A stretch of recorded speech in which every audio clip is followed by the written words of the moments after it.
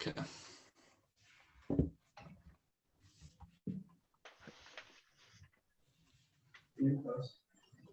Thank you for watching our showcase. Today we will be presenting our new capstone project, which consists of a hangar and two-story office connected facility.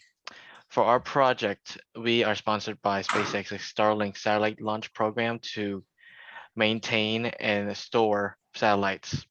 At the front of the hangar, we need a 60-foot aircraft hangar door for easy truck access in and outside of the facility, as well as no interior columns and a 15-foot vertical clearance that must take into consideration a 5-ton crane that we must install in there.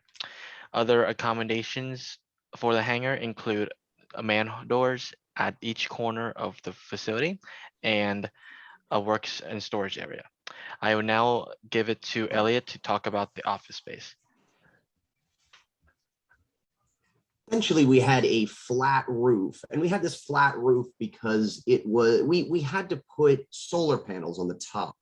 Now, since we couldn't include any interior columns in the hangar, we made a truss system that goes across the roof of the hangar. So there's no interior columns. It's just like a large open space. We continued the flat roof over to the office, but we were able to include columns. Even though there's no solar panels in there, we still had a load to resist on top there. So we included 12 interior columns, each spaced about 15 by 20. You can go to that. So this is the essential approach that we took. It looks linear, but it's actually very iterative. So essentially what we did, we started with the function of the structure. We came up with different concepts and things like that. And then we did load determination. Essentially what we did is we assumed a beam, and then we ran it through checks, things like this. We said, okay, that didn't work. So we would go back, we would use a different beam, things like that. And we ended up getting the resultant forces for the lateral bracing, the columns, and the beams. Yeah, and so basically after load determination, we get our section sizes, and then we were able to run the SAP model to get these tables that he just mentioned. And then once that is complete, we can do an evaluation of the members by our limit checks, and that'll finalize the member sizes. On the next slide, you can see some of the summary of the sizes we used at the top.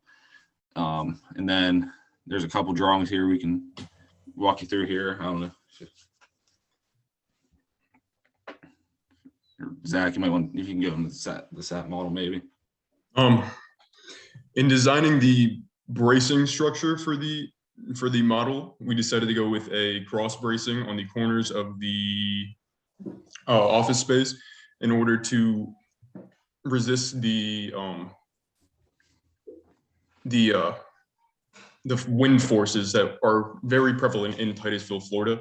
In the hangar space, we decided to go with a single bracing from the top of one column to the bottom of the adjacent column on both the end of the office, on both ends of the office space. And in the center of the office space, we decided to go with a type of V bracing with 2 braces going from the top of the columns and top of adjacent columns to the bottom of a single column. And Felipe, is there any, I think the biggest challenge you said? Yeah, so kind of to wrap up, our biggest challenge designing this project was probably having to resize things after they didn't meet certain limit state checks. So sometimes we'd go along the process, be at the last check, and then for some reason it didn't work out, so we'd have to do everything all over again. So it was a very, very tiresome process, but I feel like in this project, I feel all of us learned a lot since we haven't done a project to this scale before. Bracing especially was a tiresome process, as we had preliminary sizings for all the bracings. And then as we checked all the limit states, we found that the deflection, that none of the preliminary sizings would pass deflection. So we had to resize all the members with deflection controlling the sizing of the members. Okay, well, this is the end of our presentation here, so thank you guys for listening, and see you later. Bye.